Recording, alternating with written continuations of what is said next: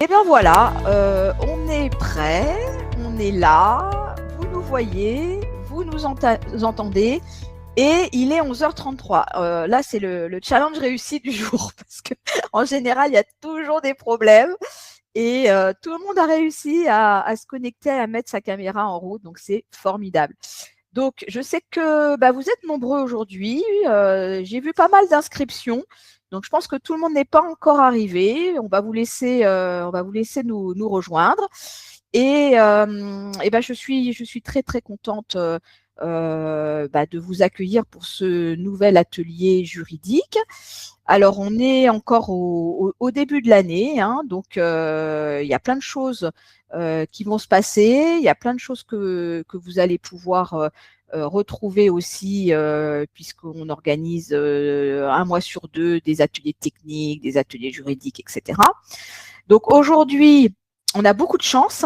On a des intervenants de qualité que vous connaissez, très compétents, de terrain opérationnel. Donc, je suis ravie d'accueillir Charles Bobot. Alors, donc nous, on se connaît bien avec Charles, hein, parce que on vous a déjà proposé des podcasts veille juridique, et Charles est déjà intervenu aussi pour nous parler de certaines actualités, de lois et autres. Donc, il est avocat, hein, il est spécialisé, hein, sur le droit de l'immobilier, et tout particulièrement de la copropriété. Il a fondé un cabinet BJA, et maintenant il va nous en parler, mais ils sont assez nombreux dans ce cabinet, et c'est un cabinet qui fonctionne très bien. On a perdu on a perdu notre gestionnaire en cours de route. Il était là, il est plus là. Qu'est-ce qui se passe? C'est la magie de l'internet. Bon, j'espère qu'il va revenir, parce que bon, on a quand même besoin de lui. Et c'était justement au moment où j'allais le présenter, il a disparu. Bon, Charles. Ouais, un petit mot de présentation également. Exactement, Charles, vas-y, profites-en pour te présenter.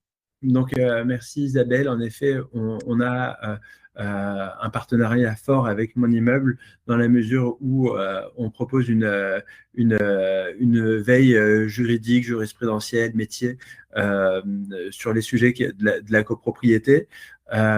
Et aujourd'hui, elle nous a proposé d'intervenir dans le cadre d'un atelier sur le recouvrement des charges. Et en effet, au cabinet BJA, dont je suis associé, on a développé une expertise forte autour du recouvrement des charges.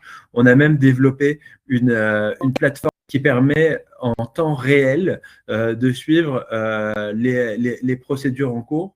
Donc, on a identifié un certain nombre de bonnes pratiques à travers, voilà, c'est un contentieux. Alors, il y en a qui disent que c'est un contentieux de masse, mais j'aime pas trop l'expression. Je préfère dire que c'est un contentieux récurrent et spécifique, puisque il y a vraiment, en termes de procédure civile, de voie d'exécution, mais également dans la gestion de l'amiable, un certain nombre de bonnes pratiques. Et en amont de cette présentation, on a avec monsieur Haroun Mohamed, qui lui travaille chez un syndic, en plus un cabinet de syndic qui a un service contentieux conséquent, le cabinet Lamy. Eh bien, on a identifié de part et d'autre comment favoriser un bon travail en coopération. Et donc là, je m'adresse aussi aux copropriétaires qui nous regardent, parce que on va commencer les assemblées générales. Là, à partir du mois de février jusqu'à juin, juillet, c'est la saison. Et donc, ils peuvent se demander quelles sont les informations, quelle est la transparence qui peut être espérée sur le suivi de ces procédures qui peuvent miner la gestion et la trésorerie des copropriétés. Oui, alors évidemment, on va y revenir. Donc, n'hésitez pas, hein, à poser toutes vos questions dans le chat. Maintenant, je vais demander à Haroun de se présenter également. Donc, vous savez qu'on met à l'honneur les gestionnaires de copropriété dans nos ateliers. On estime qu'ils ont un rôle clé à jouer dans vos immeubles.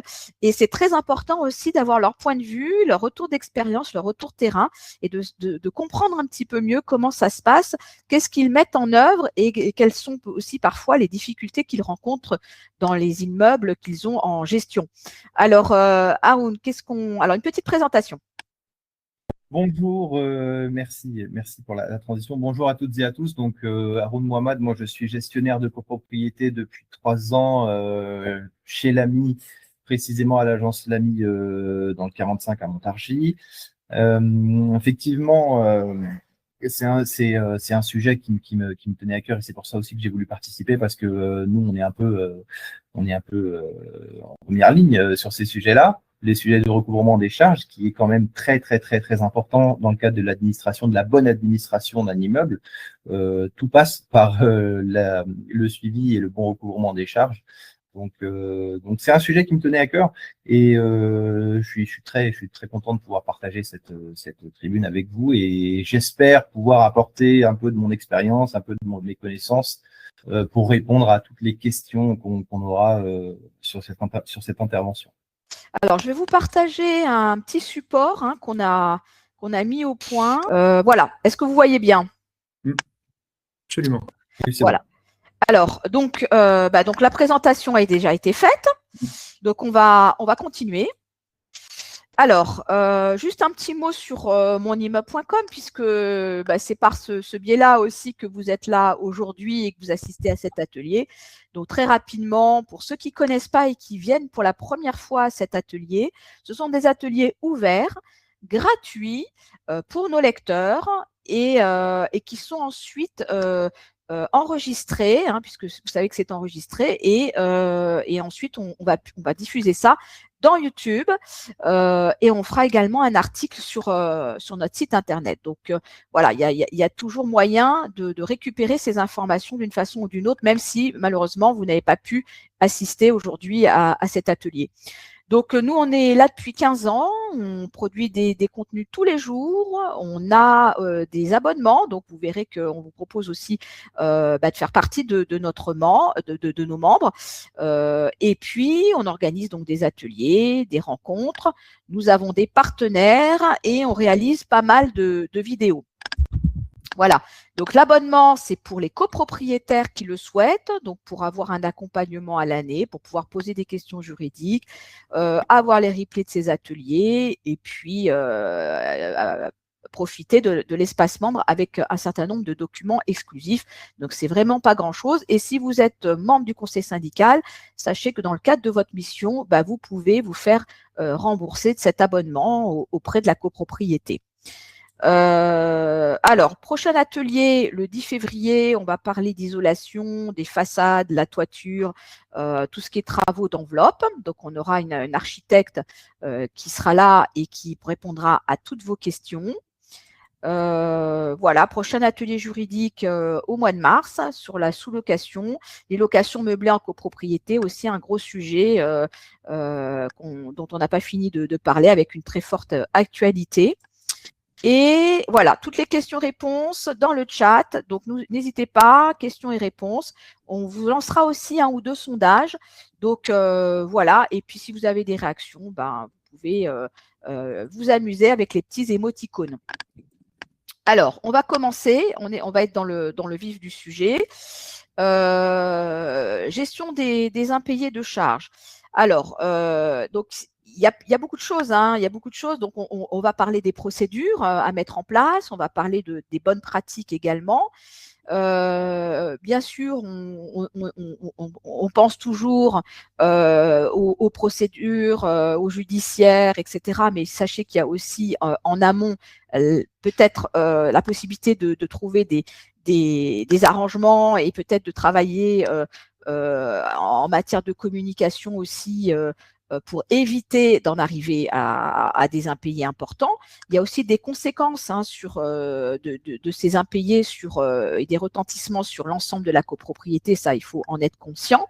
Le conseil syndical a peut-être un rôle à jouer, on en reparlera. Le syndic, bon, évidemment, il est un intervenant clé dans ces situations-là, en prévention comme après, on va dire, pour essayer de rattraper les situations.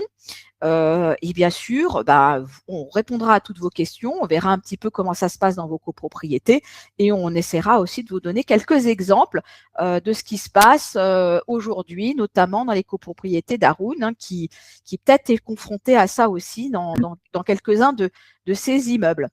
Voilà. Alors, alors je ne sais pas si vous voulez suivre ce plan, Charles, ou si vous avez, voilà. Oui, on a en effet, sur la base de ce support, avec M. Haroun, envisagé quelques développements. Je voulais aussi assurer que les différentes questions que je lis sur le support, eh bien, on va y répondre en cours de présentation. Je les ai à l'esprit. J'ai déjà commencé à donner des clés de réponse sur le chat. La première question, c'est donc l'importance de la communication et du suivi. Ça ne va pas de soi parce qu'il y a certains syndics à l'ancienne qui, sur la base de l'article 55 du décret de 67, eh bien, les actions en recouvrement de charges, il n'y a pas besoin d'autorisation d'assemblée générale, sauf pour voter la saisie immobilière. Donc, il n'y avait aucune communication et aucune information sur les procédures en recouvrement de charges, sauf lorsqu'il y avait la mise en demeure qui arrive. Je pense que les pratiques, elles ont un peu évolué. Et là-dessus, quel est votre retour au métier, Monsieur Haroun? Effectivement, ça a beaucoup évolué, je confirme, parce que on se rend compte que il y a besoin d'être un peu plus communicant, voire pédagogue avec certains copropriétaires aujourd'hui sur le règlement des charges. Si j'ai un premier exemple qui me vient en tête, parce que ça parle toujours mieux, les exemples, c'est le cas classique auquel nous avons à faire face. C'est le copropriétaire qui, de toute bonne foi, signe un mandat de prélèvement pour ses charges, part du principe que à partir de là, il sera forcément à jour. Et en fait, il n'a pas fait attention et son mandat ne vaut que pour les charges courantes, mais pas pour les appels travaux. Donc, il ne vérifie jamais ces appels travaux.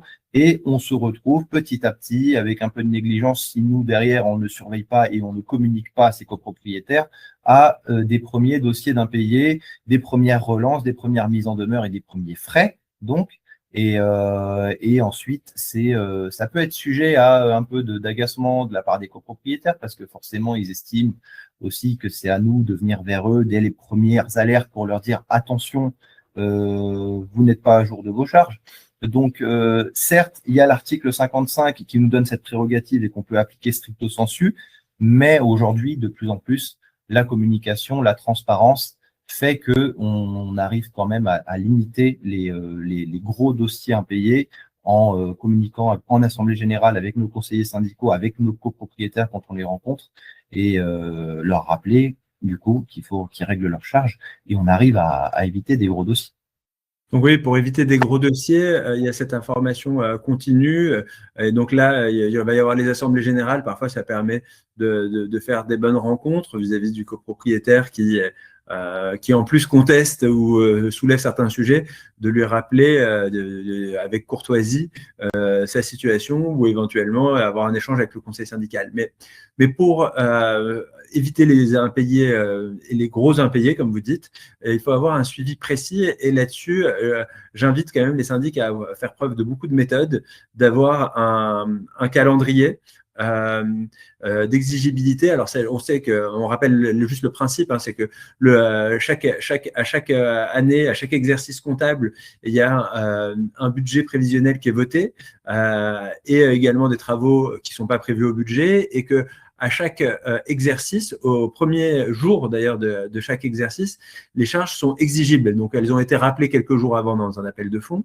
Et ensuite, dans les 15 jours ou dans le mois, il y a une première relance. Dans le mois qui suit, il y a une mise en demeure formelle. Donc, il faut avoir ce protocole.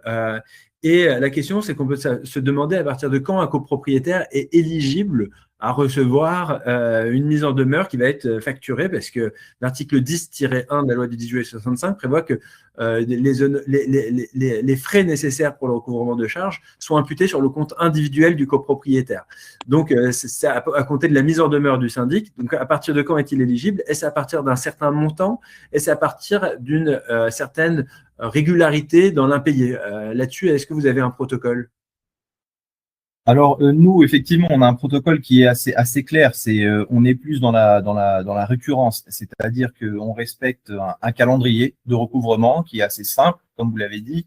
À partir du moment où les charges sont exigibles et les appels de fonds ont été envoyés, 15 jours après la date d'échéance, une première lettre de relance est envoyée, qui est suivie sous 30 jours si on n'a toujours pas de règlement d'une première mise en demeure, et on est donc dans la phase du recouvrement amiable qui se termine, s'il n'y a toujours pas de règlement, jusqu'à un dernier avis avant poursuite. Et c'est là où ensuite on rentre dans la saisine des tiers, des auxiliaires de justice, etc. Et on est vraiment dans le contentieux. Mais sur la phase amiable, le principe que nous avons, c'est la récurrence, c'est le respect d'un calendrier de recouvrement. Maintenant, ça s'explique et ça se justifie. Très simplement, c'est que nous, on a une responsabilité en tant que syndic. C'est notre devoir, c'est notre prérogative d'aller chercher les fonds qui ont été appelés. Donc, c'est pour ça que ça peut paraître, parce que quand je l'explique comme ça à des clients directement ou à des copropriétaires, ça paraît un peu rigide comme méthode. Mais c'est ce que j'aimerais qu'on comprenne, c'est que ça se base sur cette responsabilité qu'on a, nous, en tant que professionnels, et qui nous est conférée par notre mandat de syndic. Maintenant, figé dans le marbre, non, parce que, comme je le dis, ça fait écho à ce qu'on a dit juste avant, la communication et la transparence avec les clients et avec les copropriétaires fait que on est toujours ouvert, en tout cas c'est ce qu'on pratique chez nous, à la discussion avec les clients qui sont en retard, parce que évidemment, on n'est pas noir ou blanc, il y a des simples retards de paiement, ça peut arriver pour des échéances qui sont parfois minimes, et on est ouvert aux discussions, on est ouvert à des échelonnements, on est ouvert à des échéanciers, on permet aux copropriétaires de payer en 2 ou en 3 fois, l'appel trimestriel ou les 2 derniers appels trimestriels qu'ils ont de retard, pour éviter d'entrer directement dans la phase contentieuse. Mais le principe, c'est la récurrence, c'est le respect d'un calendrier de recouvrement. Et sur la récurrence, justement, je voudrais ajouter un mot qui fait écho à une des questions qui a été posée dans le chat, dans le questionnaire conversationnel, pour parler français. Eh bien, c'est la question de la prescription, puisque il a été posé que peut-on faire quand un copropriétaire qui n'a pas payé ses charges depuis 10 ans pour une place de parking? Et là, justement, parfois, avant d'entamer une mise en demeure ou même une assignation, si jamais une place de parking, elle a une quote-part de charge qui est très faible par rapport aux frais qui vont être engagés, peut y avoir une réflexion pour se dire on ne va pas engager une procédure au regard du montant des frais qui risquerait d'être supérieur au montant des charges. Pour autant, cette attitude, elle fait peser un risque de responsabilité civile professionnelle sur le syndic pour négligence, pour ne pas avoir agi dans le délai de 5 ans, puisque la prescription, elle a été ramenée à 5 ans. Donc maintenant, sur toutes les actions personnelles, c'est l'article 42 qui le prévoit, sur toutes les actions personnelles en recouvrement de charges, c'est un délai de 5 ans, donc qui ne court pas à compter de la mise en demeure, c'est bien l'assignation qui permet d'interrompre ce délai. Donc, il faut agir dans le délai de 5 ans. Alors là, vous me dites que ça fait 10 ans. Si jamais je fais une procédure, eh bien, je vais quand même mettre l'ancienneté de 10 ans parce que le juge, il n'est pas obligé de soulever d'office. S'il n'y a pas d'avocat en face, on pourra en profiter ou à l'amiable, parfois, on arrivera à obtenir plus que ce qu'on obtiendrait devant un juge avec un avocat. Donc ça, c'est un peu de la tuyauterie judiciaire, mais en tout cas, il faut mener la procédure. La deuxième question que vous posez, c'est quand on ne peut pas joindre un copropriétaire. Il n'est pas nécessaire de le joindre au téléphone ou même par mail. Faut rappeler que et là-dessus, c'est l'article 63 du décret de 67 qui le prévoit. Les copropriétaires, ils sont ils sont visés à la dernière adresse connue. Le syndic, il n'a pas à aller rechercher la nouvelle adresse si le copropriétaire a changé. Vous, tout ce que vous devez faire, c'est lui envoyer le courrier en mise en demeure à la dernière adresse connue. Et s'il ne va pas les chercher, pareil, l'huissier, il fera un PV 659 et on peut quand même assigner un copropriétaire, même si on n'arrive pas à le toucher, à le joindre. Là, c'est de la procédure. On va tout faire pour pouvoir le joindre. On va commander la matrice cadastrale auprès du service des impôts pour vérifier s'il a changé d'adresse. Parfois, on commandera le titre de propriété et on réadressera aux adresses que la publicité foncière ou les impôts ont. On va au-delà de ce que la loi nous prescrit, mais il faut savoir que techniquement et juridiquement, on le touche à la dernière adresse connue. Bien. On poursuit? Vous êtes d'accord? Alors, comme on l'a vu, hein, le recouvrement doit toujours commencer par une approche progressive et adaptée.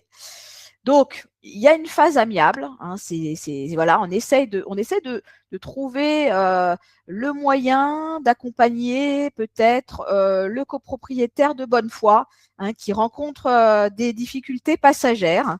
Et donc, évidemment, il y a eu des relances, des courriers, mais bon, il ne paye pas. Et donc, peut-être qu'on pourrait voir avec lui à mettre en place un échéancier de paiement pour l'aider. Parce que il veut bien payer, mais bon, il est dans une mauvaise passe. Donc après, il y en a peut-être, comme on l'a vu, c'est récurrent, il paye jamais, il joue la montre.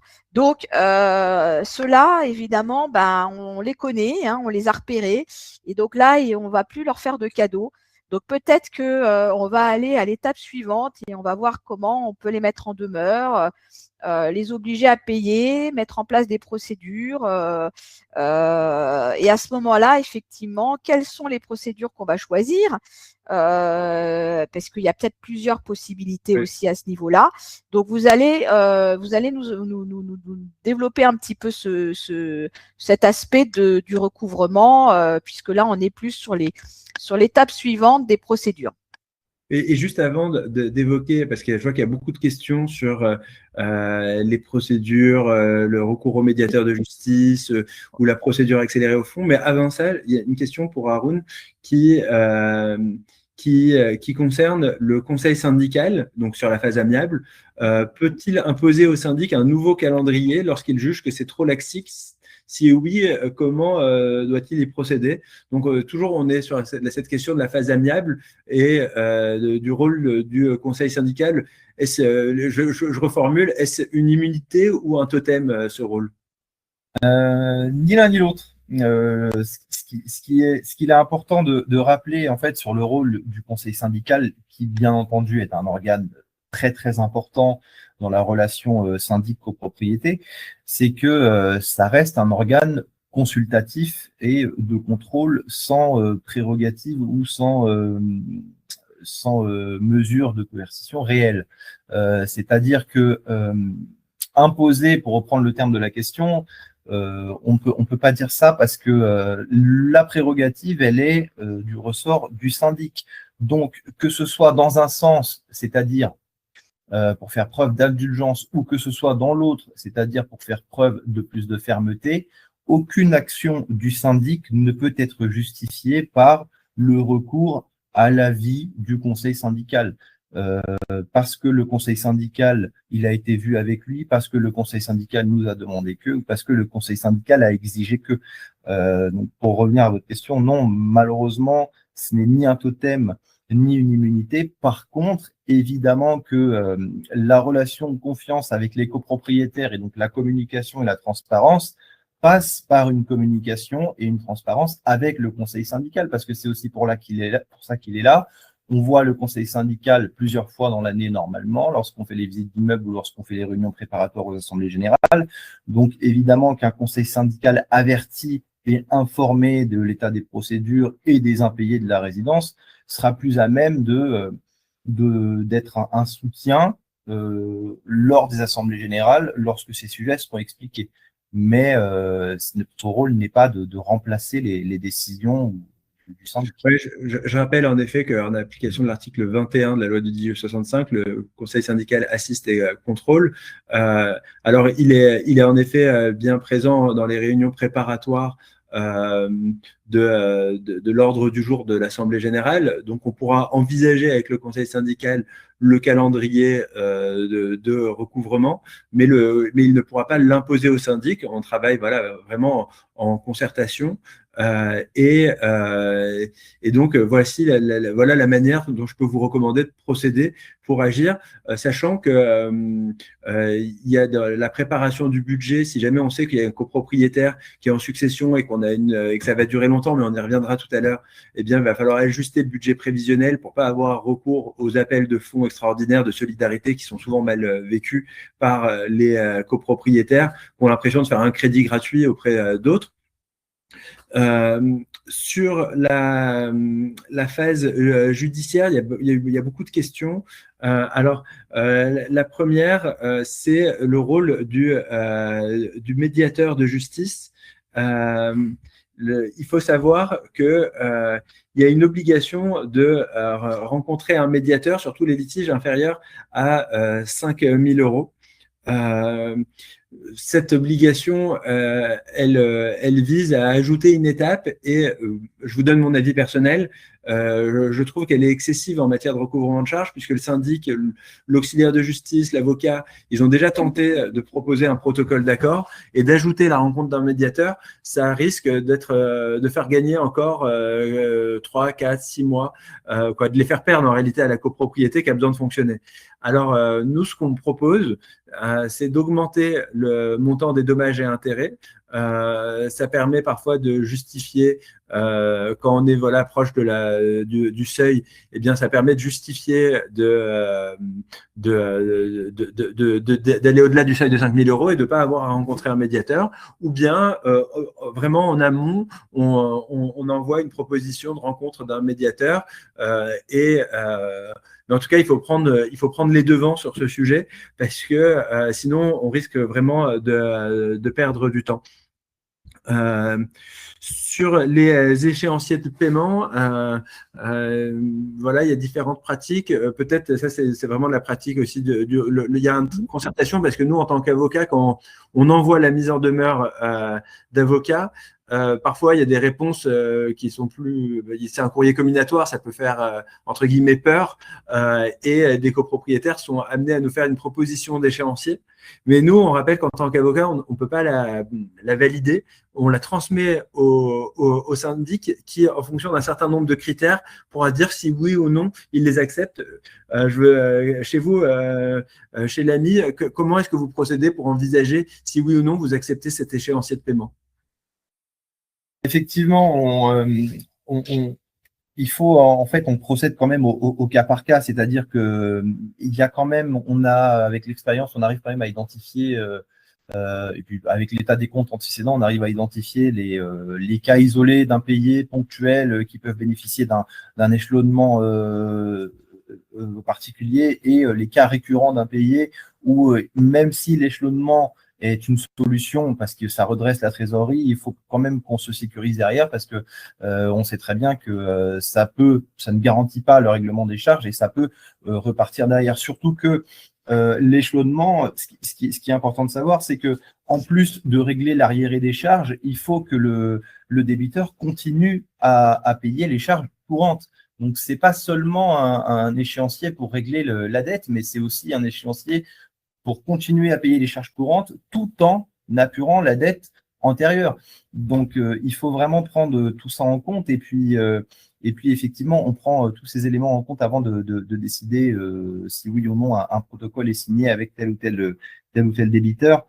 Mais forcément, l'analyse de la trésorerie de la copropriété et surtout s'il y a d'autres débiteurs derrière, c'est quand même important parce que vous avez à côté des mauvais payeurs, volontaires ou non, qui font l'objet d'un échéancier, d'autres copropriétaires qui sont peut-être tout autant en difficulté, voire même plus, et qui arrivent à être à jour pour certains. Donc, ça peut créer des sujets ou des situations de tension en assemblée générale. C'est déjà arrivé et c'est légitime parce que ça se comprend. Mais voilà, c'est tout ça qui doit être pris en compte. Mais après, l'enjeu reste quand même l'intérêt de la copropriété, l'intérêt général de la copropriété. Et je rappelle également que dans cet intérêt général, eh bien, s'il y a un échéancier, il doit comprendre le règlement des charges courantes, rappeler que le défaut de règlement d'une échéance rend exigible le reste de la dette. Et c'est un élément qui, quand on a un protocole d'accord et qu'on le soumet au juge, nous permet d'augmenter notre demande de dommages et intérêts, puisque ça justifie qu'un effort supplémentaire a été proposé, accepté et non suivi. Sur la phase judiciaire, il y a d'abord sur le médiateur, il y a encore des questions que je relève. On nous demande si est-ce qu'on peut mandater un médiateur ou un conciliateur. C'est différents organes qui peuvent être rencontrés. Mais le conciliateur qui est gratuit par rapport au médiateur qui est payant n'est pas toujours présent dans la juridiction, donc ça va vraiment dépendre des pratiques judiciaires et en fonction des lieux sur lesquels on travaille, eh bien on préconise plutôt l'un ou plutôt l'autre. Donc ça, c'était la question sur le médiateur. Donc voilà, c'est un procédé qui est devenu obligatoire pour les litiges de moins de 5 000 €. Il y a une autre question plusieurs questions qui concernent le type de procédure qu'on peut emprunter. Est-ce qu'on peut emprunter une procédure au fond, au référé, accélérée au fond? Alors, la procédure classique pour laquelle la juridiction a l'habitude, c'est la procédure au fond en recouvrement de charges parce qu'on a un dossier qui est conséquent. On va demander le décompte sans reprise de solde parce que sinon le juge refuse de prendre en compte le montant, ce qu'on appelle reprise de solde. C'est une ligne synthétique qui reprend des dettes anciennes. Le juge, il veut pouvoir vérifier la dette depuis l'origine. Donc, il faut récupérer tous les appels de fonds depuis l'origine de la dette, les PV d'Assemblée générale qui approuvent et qui valident le budget, le certificat de non-contestation, on y reviendra, et le contrat de syndic qui vous donne mandat. Donc, c'est pour ça que c'est les juges du fond qui sont compétents, parce que c'est des procédures dans lesquelles il faut qu'il y ait un débat contradictoire qui puisse être amené. Classiquement, les juges en référé refusent de prendre ce contentieux parce que le contentieux du référé, c'est le contentieux de l'évidence, ou quand il y a un trouble manifestement illicite. Et là, au regard des éléments qui sont assez denses et complexes, eh bien, le juge en référé refuse ce type de contentieux. Alors, il y a eu une réforme, c'est la réforme de l'article 19-2 qui prévoit qu'il peut y avoir une procédure dite accélérée au fond, qui emprunte la forme du référé, qui permet, lorsqu'il y a un impayé de charge, eh bien, de faire une mise en demeure, attendre un délai de 30 jours, et à l'issue, toutes les charges qui ont été votées au budget de l'année et les votes de travaux non compris au budget deviennent exigibles par anticipation. Seulement, cette procédure, elle fait l'objet de beaucoup de réticences de la part des juges qui cherchent à limiter leur emploi. Donc, d'abord, il y a eu un avis fin de la Cour de cassation fin 2014 qui nous disait que il fallait bien, dans la mise en demeure, distinguer l'arriéré des charges qui deviennent exigibles pour qu'il n'y ait pas d'amalgame dans l'esprit des copropriétaires. À défaut, la procédure, elle sera irrecevable, donc il faudra réintroduire. Et en plus, on a eu une jurisprudence récente qui a été visée par un dans le canal de conversation, qui nous indique que tous les comptes, même pour les charges postérieures, ils doivent être approuvés. Donc, ce qui rend au final très difficile l'utilisation de cette réforme. Et ça va dépendre vraiment des juridictions aussi. Il y a des pratiques judiciaires en fonction des zones, des territoires, comme on dit aujourd'hui. Et donc, moi, je la recommande pas systématiquement. Il faut vraiment avoir une bonne connaissance. Et les juges, ils font preuve de réticence parce que, justement, comme je vous ai dit, le juge du référé, qui est celui qui est compétent pour les procédures accélérées au fond, il veut pas avoir tout ce contentieux lui arriver. Donc, c'est uniquement peut-être dans des cas spécifiques dans lesquels on a des copropriétaires récurrents qui sont les mêmes et qui ne payent pas leurs charges qu'il faut aller vers ce type de procédure. Ok. Bon, on va continuer. Donc là, on a déjà parlé un petit peu du rôle du conseil syndical, la bonne coordination des acteurs, bien sûr. Donc il faut suivre. Alors il y a le côté administratif, les actions qu'il faut suivre. C'est pas tout de mettre ça en procédure, mais après il faut voir ce qui se passe. Et puis bon voilà, il faut faut veiller bien sûr au respect des décisions de l'Assemblée générale. Donc là, est-ce que vous voulez revenir là-dessus? On en a déjà beaucoup parlé, mais bon, il y a encore peut-être quelques petites choses à Oui, préciser. ce qu'on avait identifié sur ce suivi administratif, c'est que le syndic il peut avoir des difficultés pour retrouver le copropriétaire, notamment dans le cadre d'une succession. Et le deuxième point, c'était un cas de Monsieur Haroun dans lequel il y a des difficultés des copropriétaires à comprendre quelle est la conséquence d'une saisie immobilière et comment, avec de la pédagogie, ça a pu débloquer une situation. D'accord. Tout à fait. J'ai repris, moi, en 2023, une copropriété, effectivement, qui faisait l'objet d'un défaut de trésorerie assez important et qui se dirigeait très clairement, pour ceux à qui ça parle, vers une administration provisoire ou un mandataire ad hoc. Et finalement, pour avoir mis un peu le nez dedans, je me suis rendu compte que ce qui faisait blocage au recouvrement des charges, c'était cette appréhension que les copropriétaires avaient pour le contentieux, notamment pour la saisie immobilière. Aucune saisie immobilière n'avait été votée sur les gros dossiers impayés, sachant qu'il y en avait quand même beaucoup et que tous s'y prêtaient parce que tous avaient pu faire l'objet d'un jugement. Donc, il a fallu communiquer là-dessus de manière très claire, de manière très pédagogue, parce que, et c'est la première fois que je m'en suis rendu compte, et ça s'est multiplié après, ce qui se comprend d'ailleurs, c'est que les copropriétaires, de manière générale, ont une certaine appréhension de la saisie immobilière parce que lorsqu'elle n'est pas suffisamment développée ou expliquée, on a cette impression qu'on s'engage dans une procédure interminable qui va nous coûter, quand je dis nous, qui va vous coûter les copropriétaires énormément d'argent sans aucune garantie. Quand c'est présenté comme ça en une phrase, ça donne pas envie de voter. Je pense que je ne le voterai pas non plus. Mais évidemment, ce n'est pas ça, la saisie immobilière. Et c'est là où toute la pédagogie qu'on a mis en place a fait que 80% des dossiers impayés qu'on avait sur cette résidence ont été soldés avant même d'exécuter la saisie. C'est-à-dire que l'effet dissuasif des résolutions dans la convocation ajouté au vote de ces résolutions et la réception des PV ont fait débloquer 80% de nos dossiers sur cette résidence. Finalement, il n'y a qu'une seule saisie immobilière qui a été exécutée réellement. Et aujourd'hui, 3 ans plus tard, cette copropriété fait toujours partie de mon portefeuille et on a une trésorerie saine.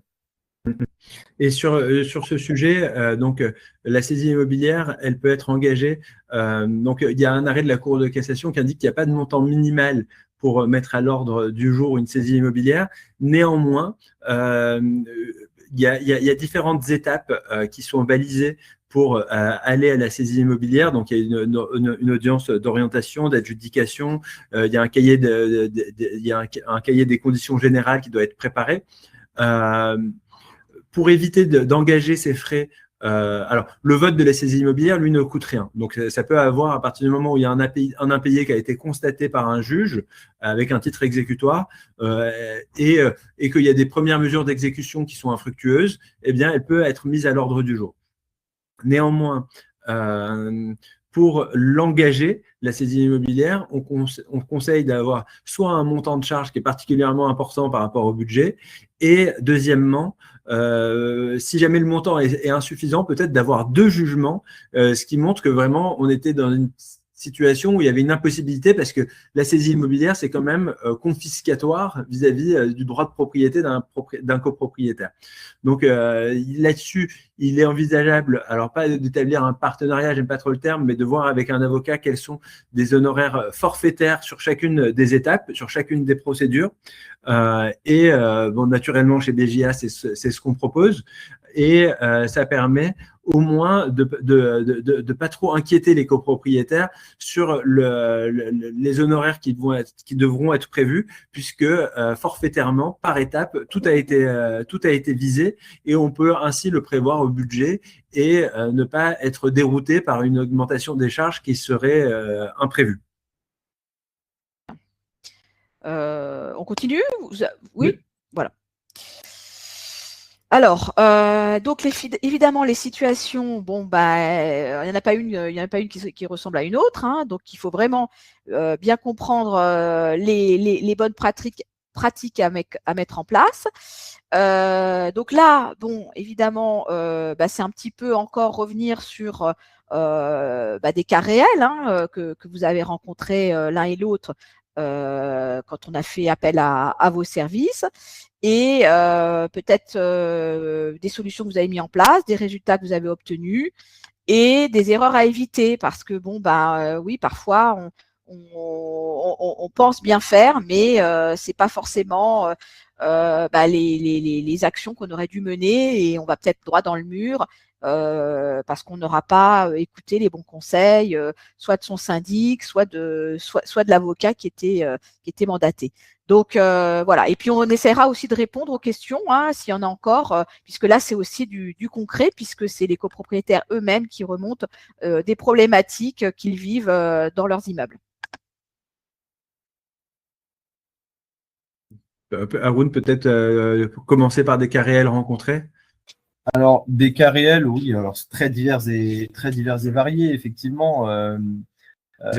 Le cas un peu classique, je le disais moi en début d'intervention, c'est on a quand même une majorité de copropriétaires qui restent de bonne foi. Là, vraiment, dans la catégorie des copropriétaires qui sont en situation d'impayé.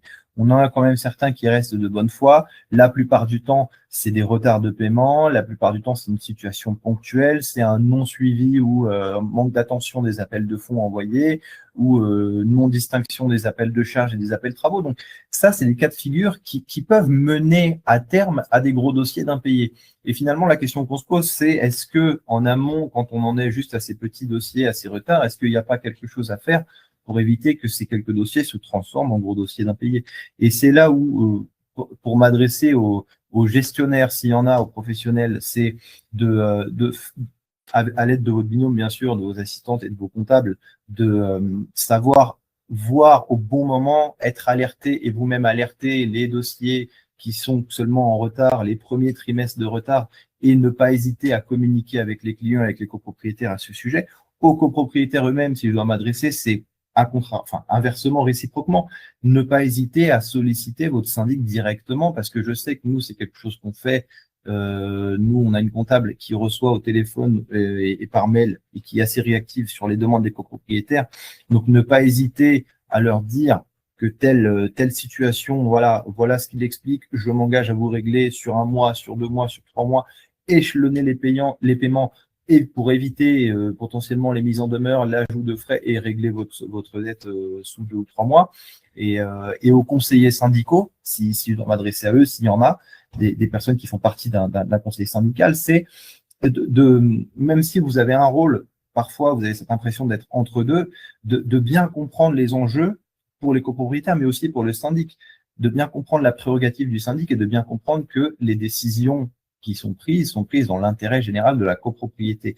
Donc, il n'est pas dans votre intérêt, même si ça peut partir d'une bonne intention, de retarder les exécutions, de retarder le recouvrement amiable ou contentieux parce que vous connaissez la personne. Là, je vous parle vraiment de cas concrets auxquels j'ai fait face.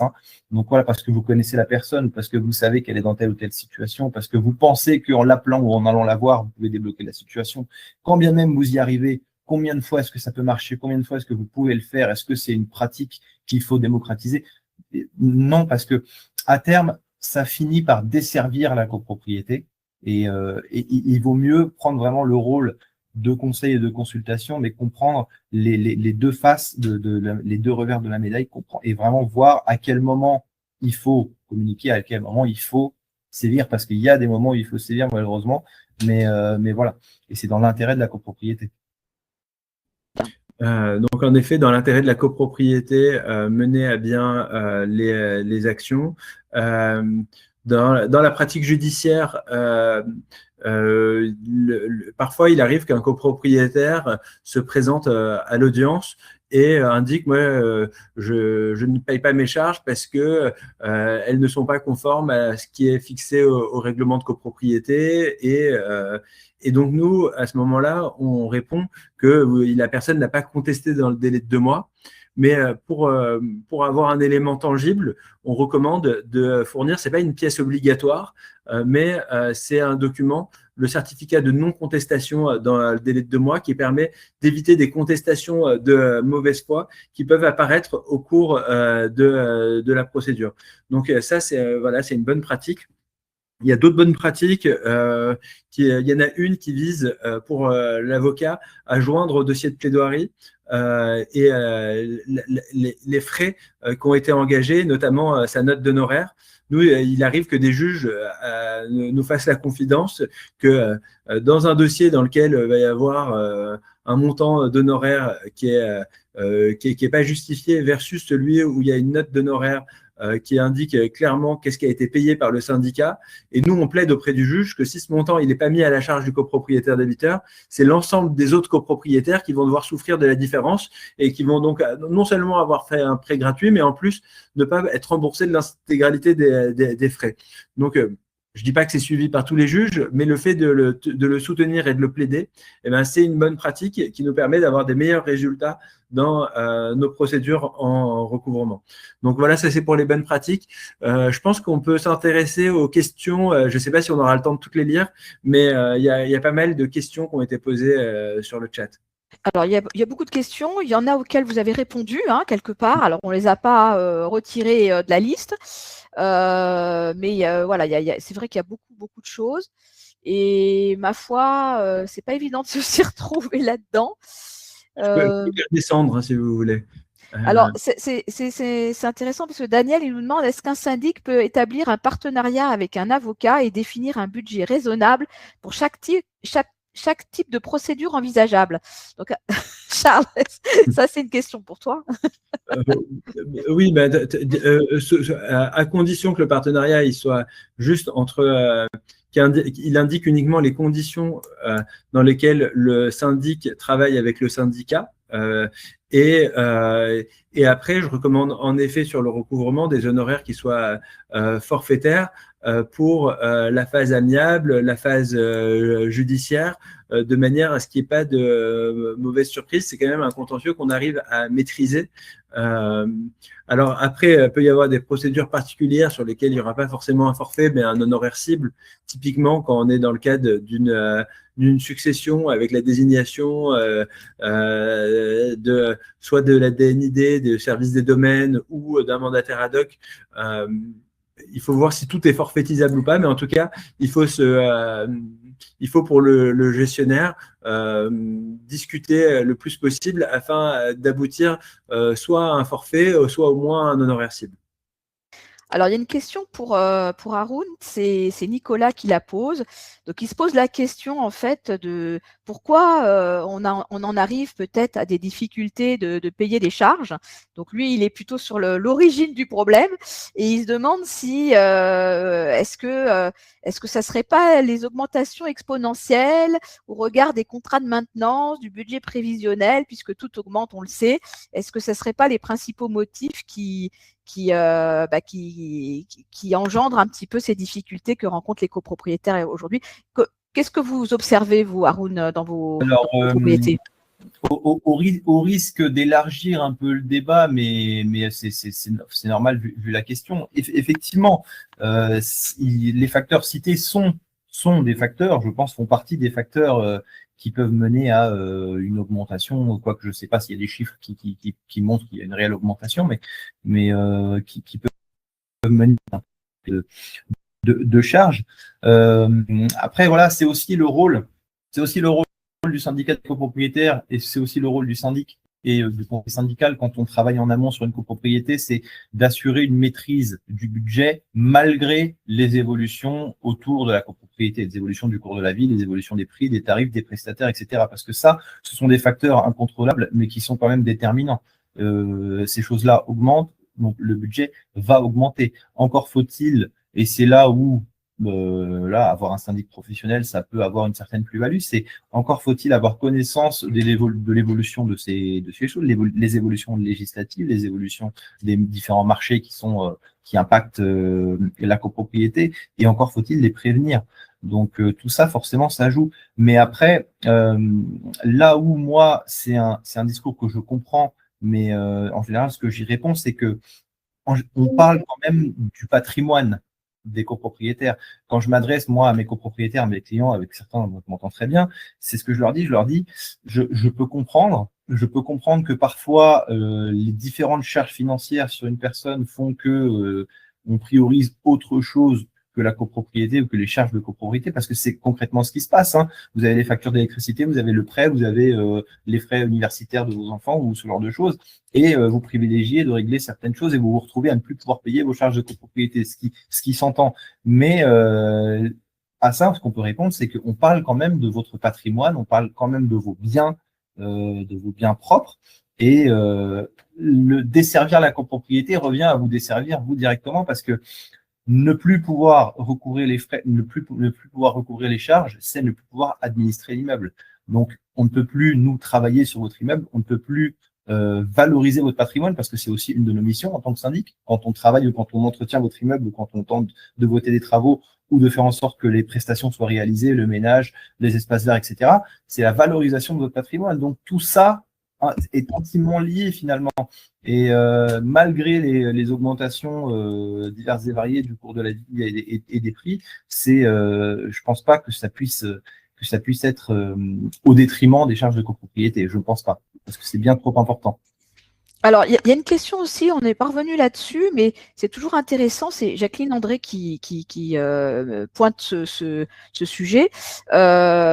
Est-ce qu'on peut choisir ces modalités de règlement? Est-ce qu'on peut décider, par exemple, qu'on va payer ces charges mensuellement, ou est-ce que c'est imposé, par exemple, qu'on paye chaque premier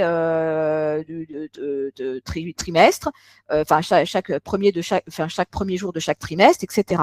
Est-ce que ça, c'est quelque chose qu'on peut décider en AG? Est-ce qu'on peut l'imposer à la totalité des copropriétaires?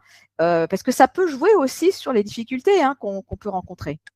Je vais faire un premier élément de réponse et je vous laisserai développer, Maître Vaude, si vous avez d'autres éléments, mais et ça fait quoi, une question aussi que j'ai lue qui m'intéressait, c'est bon, c'est pas vraiment une question, mais c'est où je lisais qu'il ne semble pas normal d'accepter qu'un nombre c'est Jacqueline André, voilà, exactement.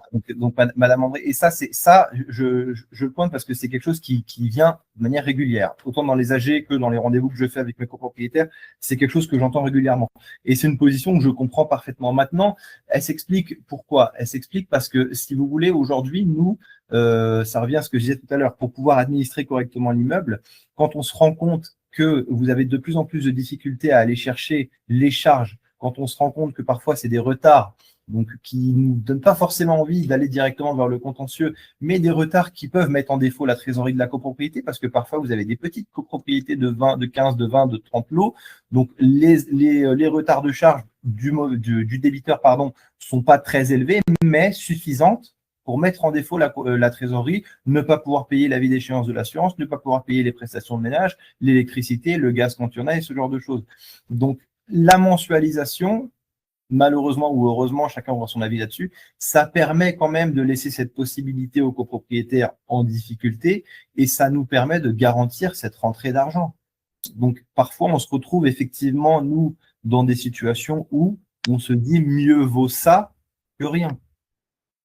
Oui, et c'est vraiment là où il peut y avoir, il y a peut-être de plus en plus de copropriétaires mensualisés, peut-être effectivement, mais c'est quelque chose de difficilement refusable, sur le plan moral et purement pragmatique. Après, sur le plan légal, je laisserai Maître Vaupeau nous donner plus de détails, mais ça, c'est mon avis vraiment sur le plan pragmatique.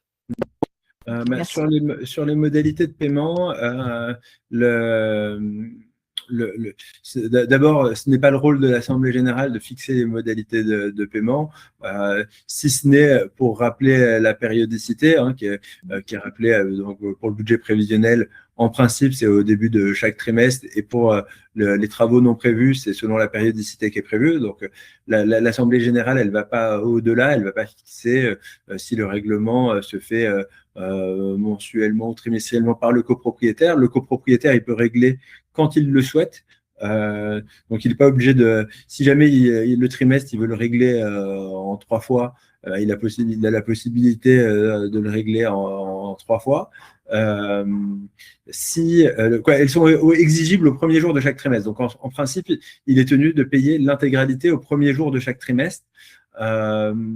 Mais il peut convenir, si jamais c'est prévu, comme ça vient d'être indiqué par M. Haroun, s'ils ont prévu une mensualisation, et de plus en plus les syndics le proposent, c'est une modalité qui est prévue. Naturellement, il faut exclure le paiement en espèces parce qu'il y a des réglementations sur le TRACFIN et qui interdisent sauf pour des montants très minimes, mais en principe, voilà, il n'y a pas de paiement en échec, en espèces, donc ça sera par chèque, sachant que le chèque, c'est pas un instrument de crédit, donc si jamais on ne peut pas envoyer en principe plusieurs chèques, prévoir plusieurs paiements futurs. Après, ça peut être un accord qu'il y a entre le syndic et le copropriétaire, mais ce n'est pas l'objet normalement du chèque qui est un instrument de paiement à vue. Très bien. Une question à nous aussi de Claude, parce que ça c'est une question qui revient tout le temps, la diffusion de la liste des mauvais payeurs. Voilà. Alors, est-ce qu'on peut avoir la connaissance de la liste des mauvais payeurs? Qui peut avoir cette information? Est-ce qu'elle est publique? Est-ce que voilà, parce que c'est quand même délicat. Hein, on est dans une mauvaise passe, on n'a pas forcément envie que tout le monde soit au courant, et peut-être qu'on peut s'arranger et trouver des solutions avant d'en informer toute la copropriété. Donc, un sujet aussi important. Là-dessus, de toute façon, dans les convocations d'assemblée générale et dans les annexes comptables, ces éléments figurent déjà. Vous les avez déjà, si je ne me trompe pas, vous me dites si je me trompe, hein, Maître Bobo, mais vous les avez déjà. Donc, c'est un peu ce qui s'apparente à cette liste des copropriétaires. Donc, j'aime le terme, voilà, chacun fera son avis, mais effectivement, dans les annexes comptables que vous avez joint à la convocation avec le budget prévisionnel, avec l'état général des dépenses et avec l'annexe 1, 3, 4 et 5, vous avez la liste des copropriétaires débiteurs. Oui, voilà. Autrement, voilà, cette liste, elle n'a pas à être affichée dans les parties communes, sur l'ascenseur, parce que ce serait ce serait peut-être contraire au RGPD, parce que normalement, les informations, il faut qu'elles aient une utilité par rapport à la finalité recherchée. Toutefois, c'est des éléments comptables et comme ça vient d'être très justement indiqué, ça fait partie des éléments au titre de l'article 11 du décret de 67 qui figurent parmi les différentes annexes et donc que tout copropriétaire peut retrouver. C'est un élément qui peut être utile également pour le conseil syndical dans son rôle de médiation pour tenter de faire preuve de pédagogie pour inciter les copropriétaires récalcitrants au paiement des charges. Alors, il y a encore tellement de questions, on s'en sort pas.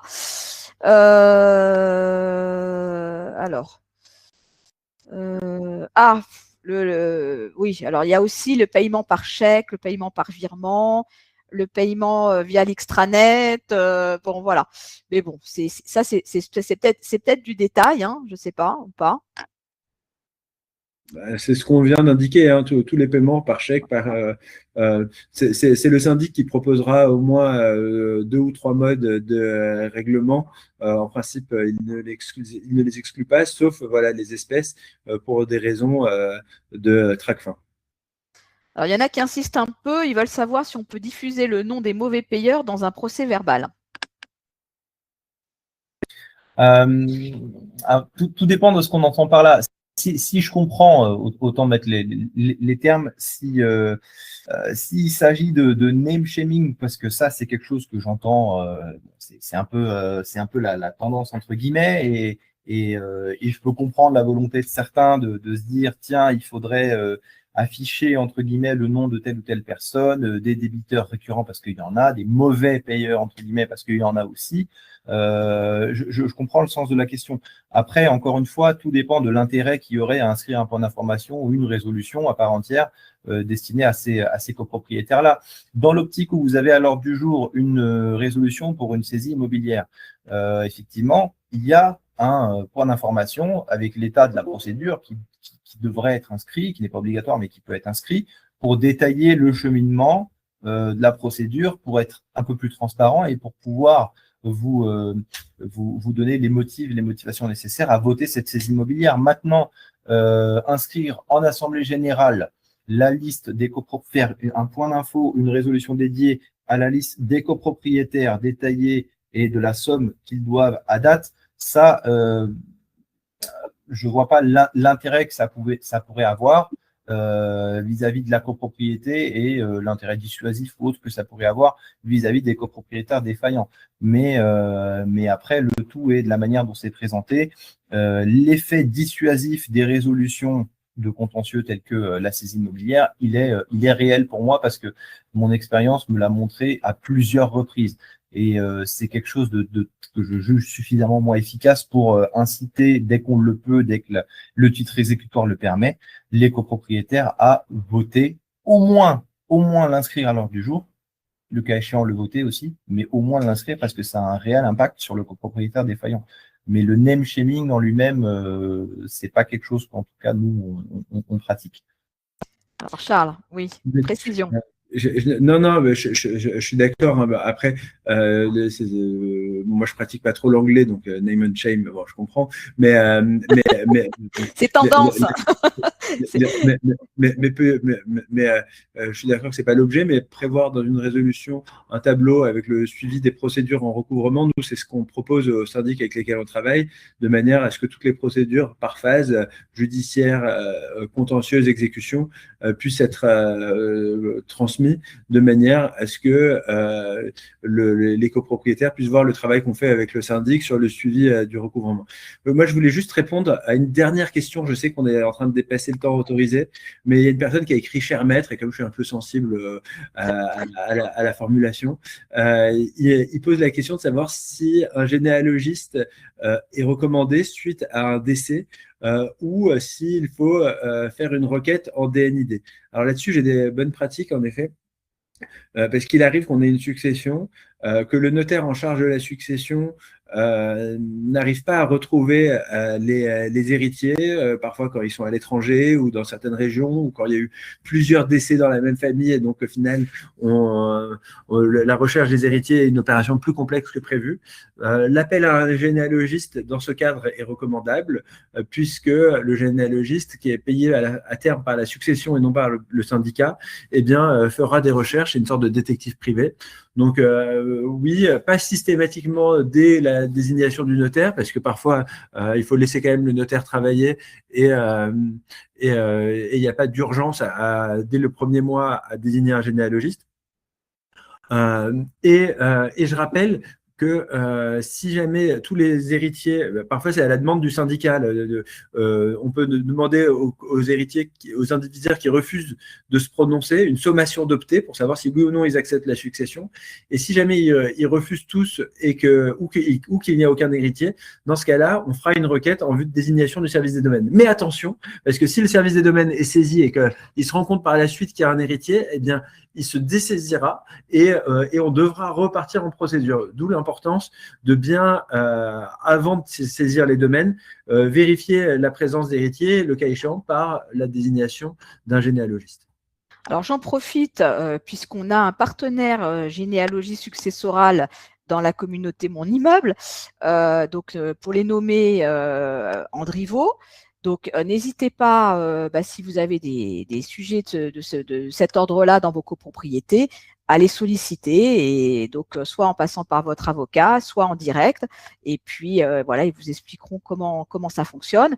Et effectivement, vous n'avez pas engagé de frais, donc c'est eux qui mèneront les recherches d'héritiers, et ils prendront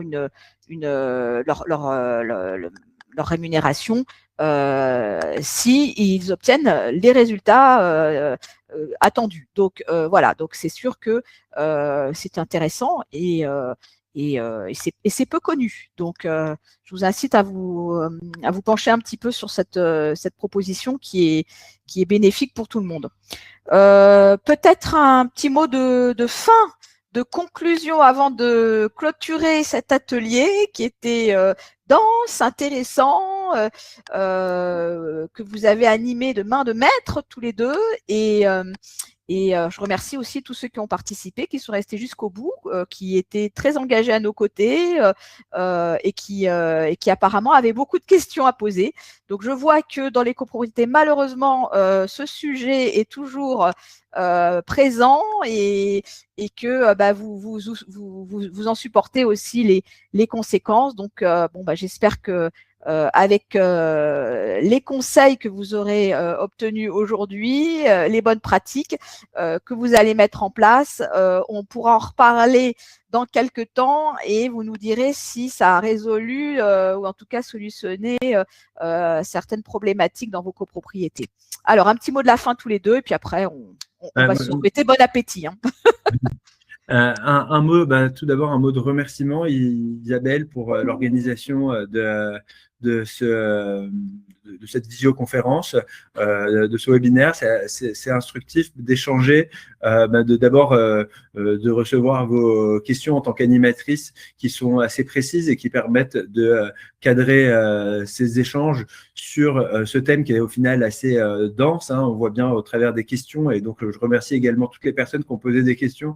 Ça permet d'axer sur des points qui sont des points pratiques.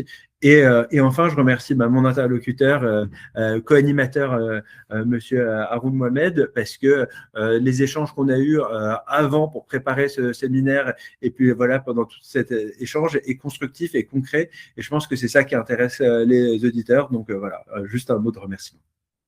Eh ben, c'est très gentil. Et puis, Charles, on se connaît depuis longtemps, on peut se tutoyer. Tu es le bienvenu. Donc, j'espère qu'il y aura d'autres sujets qui t'intéresseront comme celui-là et que tu pourras aussi contribuer. Prochains ateliers, donc tu seras sollicité forcément. Et je pense que tout le monde sera content que tu sois là aussi. Je voulais vous remercier aussi à tous les deux de m'avoir permis de participer. C'était, je m'attendais à ce que ce soit enrichissant et finalement ça l'était encore plus. Autant les échanges avec vous, mais aussi la participation de tous nos auditeurs qu'on a là, parce que c'est vrai que voir encore aujourd'hui des personnes impliquées sur ces sujets-là, ça rassure un petit peu, surtout avec la tendance et la perte d'affluence qu'on constate, nous, en Assemblée générale. Et on a parfois cette sensation que les copropriétaires sont dans un désintérêt qui parfois s'explique, parfois non. Qu'on arrive encore à parler de ces sujets-là et qu'on arrive à avoir des discussions animées, ça rassure un petit peu, ça positive un petit peu et puis ça nous donne envie de revenir sur ce sujet ou d'autres. Voilà, donc pour nous, les gestionnaires de copropriété sont importants. On a besoin d'entendre leur voix, on a besoin de comprendre leur métier, de savoir qu'est-ce qu'ils font dans les copropriétés. Et vous faites beaucoup de choses et vous vous démenez. Et voilà, et c'est bon de temps en temps de le rappeler dans un contexte où on critique beaucoup, on en a parlé de syndic bashing il n'y a pas longtemps, on a des reportages à charge, etc. Donc nous, on est dans le concret, on est dans la vie des immeubles, on montre ce qui fonctionne, on propose des solutions, on est positif et on veut que nos abonnés, notre communauté, nos lecteurs, qui sont dans le concret, puissent améliorer leurs conditions et vivent sereinement dans leurs immeubles. Donc voilà, c'est tout ce qu'on recherche et c'est ce qu'on essaye de vous proposer à chaque fois qu'on fait des ateliers. Évidemment, on sait qu'il y a des difficultés, ça, on ne peut pas se le cacher, mais on essaie de trouver les bons acteurs, les experts qui peuvent vous parler du terrain, de ce qu'ils font, de ce qui marche aussi, c'est très important et ça peut vous servir et j'espère que vous en aurez l'utilité dans vos immeubles. Donc, je vous remercie. Je vous dis à bientôt.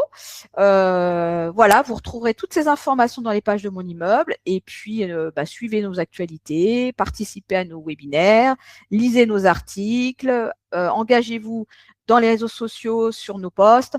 Voilà, on a besoin de vous et soutenez-nous aussi dans tous actions.